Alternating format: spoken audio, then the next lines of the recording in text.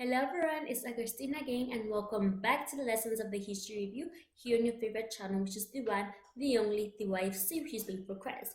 On today's lesson of the History Review, we'll be looking at the history of abortion laws in the United States before Roe v. Wade. Let's get to it. Over several centuries in different cultures, there have been a rich history of women helping each other support. Abortion was a regular part of life for women.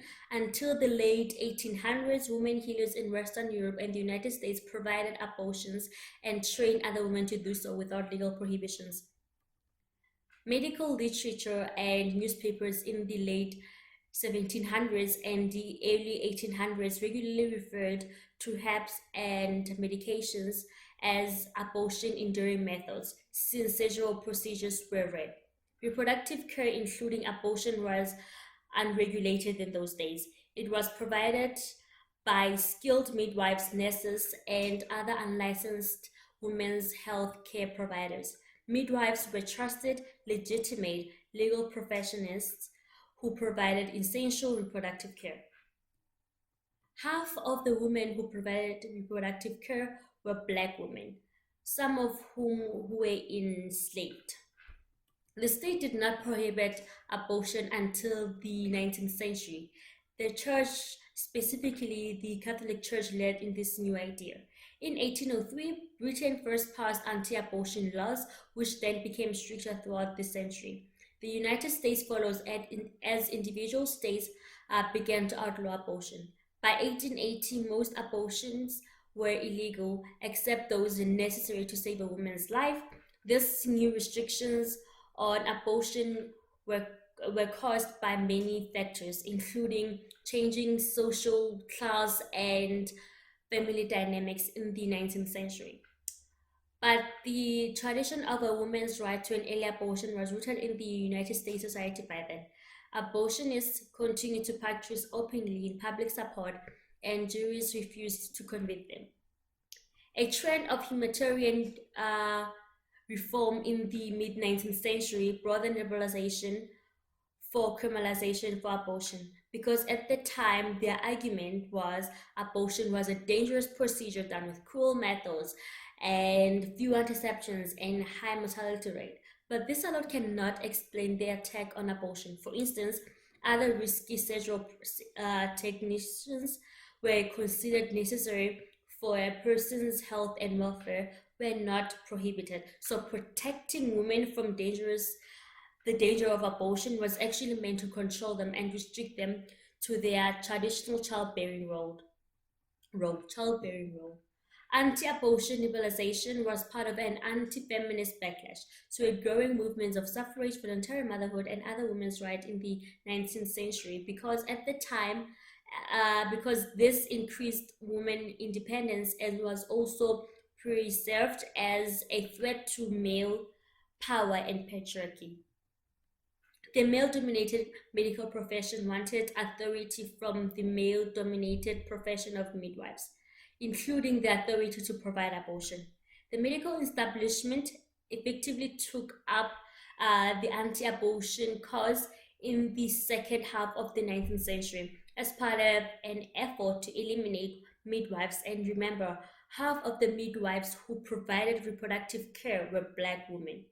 It's clear to see how deeply rooted abortion ban is rooted in white supremacy and patriarchy. When we look at the history of black women in the United States, we can see that it was a backlash. Finally, with the declining birth rate of white people in the 1800s, the United States and other movements warned against the dangers of racial suicide and argued white women to be reproductive. And binding industrial capitalism relied on women to be unpaid household workers, low-paid manual workers, reproductors, and socializers for the next generation of workers. Without legal abortion, women found it more difficult to resist these limitations on these roles. Then now, as making abortion illegal neither eliminated the need for abortion nor prevented its practice. In the 1890s, doctors estimated that there were 2 million abortions a year in the United States compared to 1.5 million today, which I think has increased ever since the outruling of Roe v. Wade.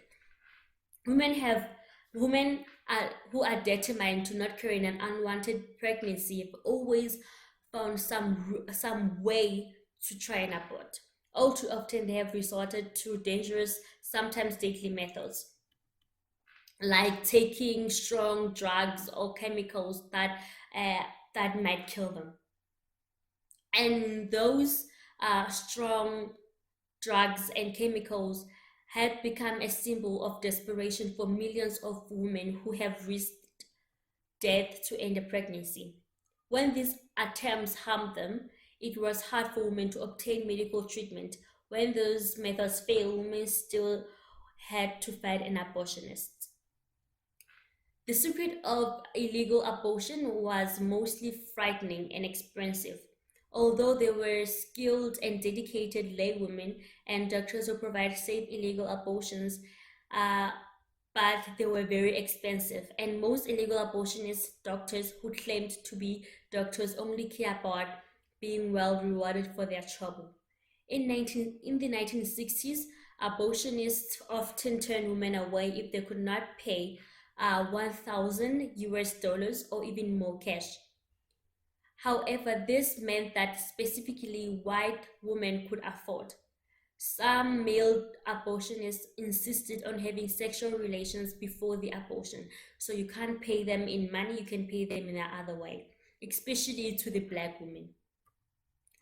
In the 1950s, about 1 million illegal abortions a year were performed in the United States, and over 1,000 of women died each year as a result. Women who were victims of unsanitated abortions came in desperation to hospital emergency hours, and some of them died of widespread infections. Poor women, especially unmarried ones, and women of color ran the greatest risks of illegal abortion.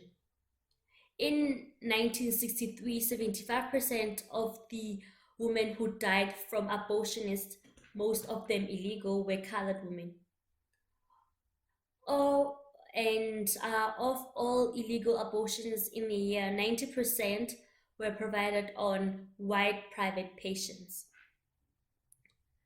It was until 1973 when the landmark Roe v. Wade Supreme Court ruling declared that all women had a right to terminate a pregnancy until the fetus was outside the womb.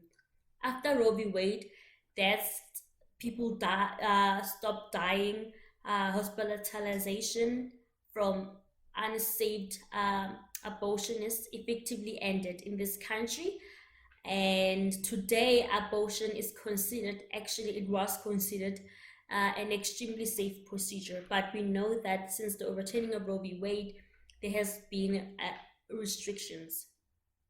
But when a woman's right to an abortion is restricted, like the operations of the current overturning of Roe v. Wade that was last year, so this means that 52% of women of childbearing age would face new abortion limits.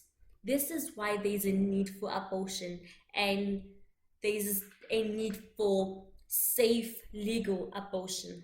This is the end of our lesson. Thank you for watching, and I'll see you next time when we'll be looking at the push of the legalization of abortion in the United States, and we will probably